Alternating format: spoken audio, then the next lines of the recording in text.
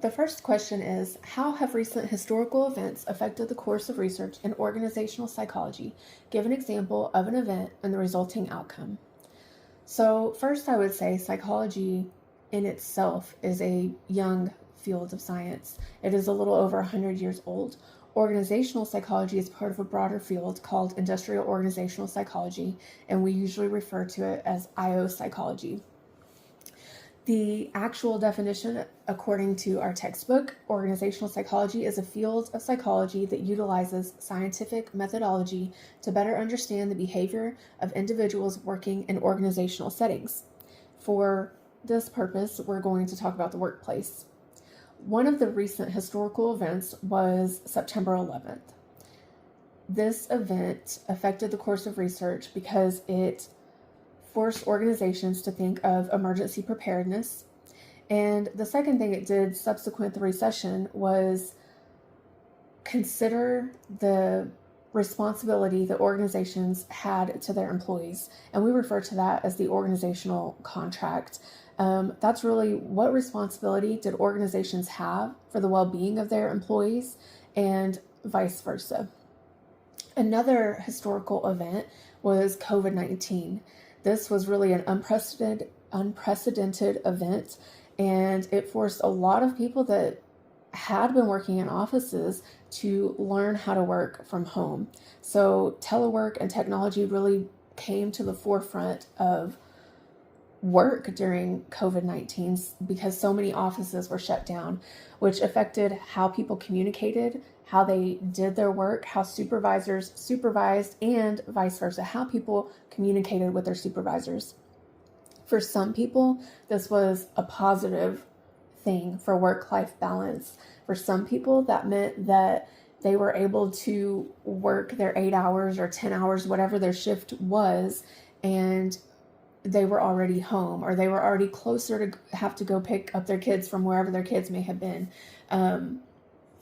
For others, it was a negative experience because it blurred the lines of work-life balance.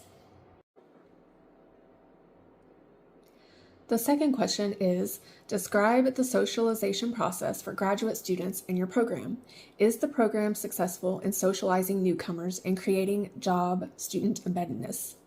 I would say that, well, for me, I'm an online student, so I'm not a residential student. I think that this makes the socialization process even more important because there is distance according to proximity.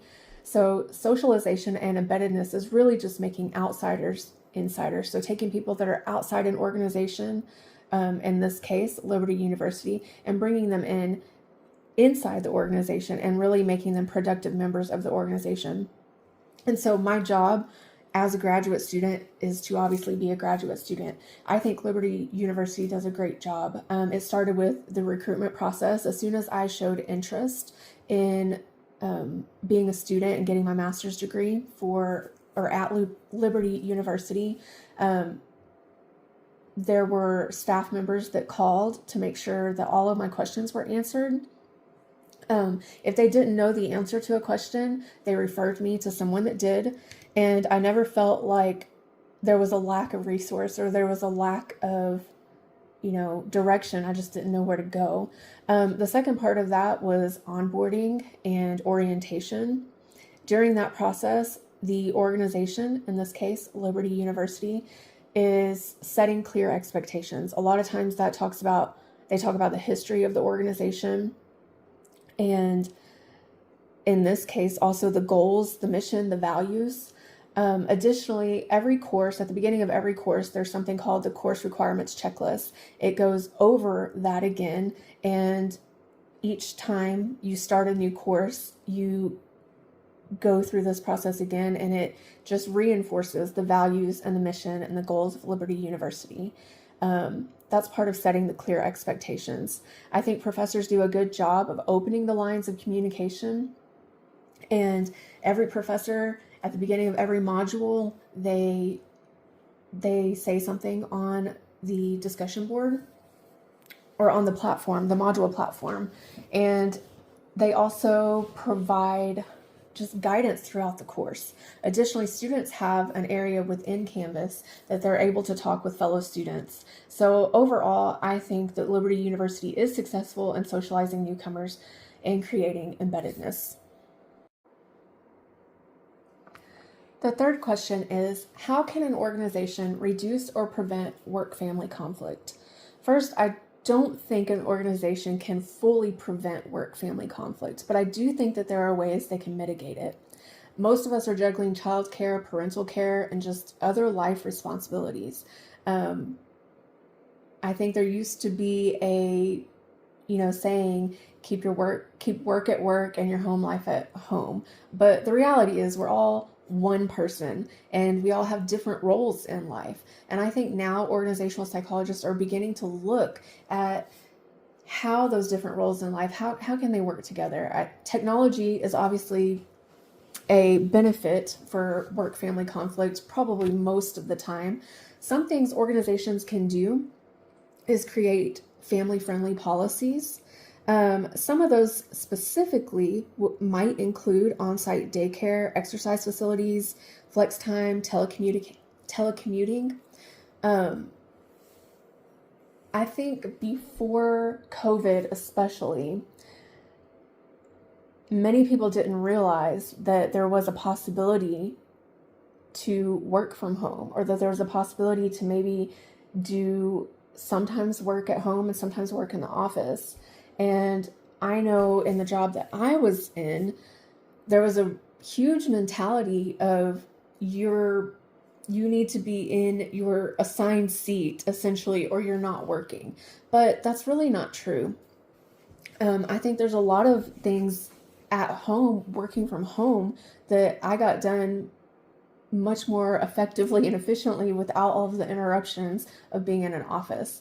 Again, that's not for everybody, but another thing I would say for organizations to help mitigate the conflict, the work-family conflict, is having supervisors be an example of utilizing the resources that the organization does offer. So maybe if it's leave, like maternity leave or something like that, if supervision doesn't show an example of that, and even though the policy is actually there, but they make you feel bad for utilizing it, there are lots of employees that aren't going to utilize it appropriately. And this is going to impact both the employee, their family, and the organization. The fourth question is, imagine you have been asked to develop a performance assessment program for employee development.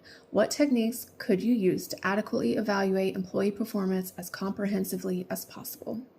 So the first thing that I think is important to discuss is creating a clear job description.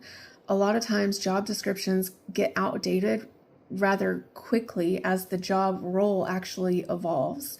So it is important that HR or administration, whoever is responsible for ensuring that job descriptions are clear, is keeping up with those. And that's part of setting clear expectations. Another part that I would be interested in is making continuing education and training opportunities available. I think after the person learns their initial role, it's important that there are opportunities for them to continue to learn and get better. According to Murphy's List, there are two main performance dimensions: in role and extra role. In role are things that apply directly to the job, tasks that are related to the job description, essentially. Extra role are interpersonal behaviors. These can be things like organizational citizenship behaviors, so things like being helpful to other personnel. Extra role is also downtime behaviors, what they do in their downtime, and it could possibly include hazardous behaviors. That might be things like being absent from work, undermining coworkers, just overall being toxic in the workplace. As far as counterproductive behaviors go, there are person-based counterproductive behavior and there are situation-based counterproductive behaviors. Person-based counterproductive work behavior is attributed to the person. So a lot of times we would refer to this as a bad apple. This person is a bad apple. Maybe they're just always negative, or they just always, it's attributed to who they are and not the situation. Situation-based counterproductive work behaviors are attributed to the situation. So you might have a person behaving in a way that they would never normally behave in due to the stress that they're under at work. The thing about this is, if you have someone assessing the situation, a lot of times those things can be mitigated. As far as the performance measures, I think accountability is important and ensuring that we're measuring the right things. So that kind of goes back to the job description and making sure that we're listing the proper things as far as tasks go, because not everything should be measured for every person. So I think that that is an important part of a performance assessment program and employee development. The fifth question is, what are some possible common organizational constraints? How could they lead to counterproductive behaviors? When I think of organizational constraints, I think of bureaucracy and how things unnecessarily get stopped at certain points. It's like a funnel, and just everything gets stopped at those certain points every time. And I do think it's important that there are checks and balances, but not so many that people cannot get their jobs done.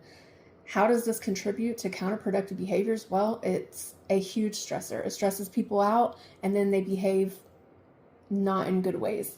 Common organizational constraints concern a lack of budgetary support, so not having enough money to complete a project or to get done what needs to be done. I know in the organization I came from, we absolutely could not get tables and other supplies for awards events that we had. For many months, every single time we had one, I paid for the tables. It was easier to pay for them myself than to go through the process, because we kept getting stopped every single time. And we wouldn't have been able to move forward had I not done that. Another constraint, the lack of materials, is the equipment needed to do the job. So if you need a certain computer program, or you need, maybe something's malfunctioning, like one of our discussion boards was talking about mail carriers. And so obviously in that instance, their vehicles need to be well maintained. Otherwise they can't do their job properly. A time constraint is one. So maybe a supervisor has unrealistic expectations of when something can get done. And job-related authority, not knowing what decisions that you can make without having to go to the next level. That's a huge stressor that leads to counterproductive behaviors, because everything sort of gets stopped. There's confusion and non-clarity, and all of those things create a strain on employees.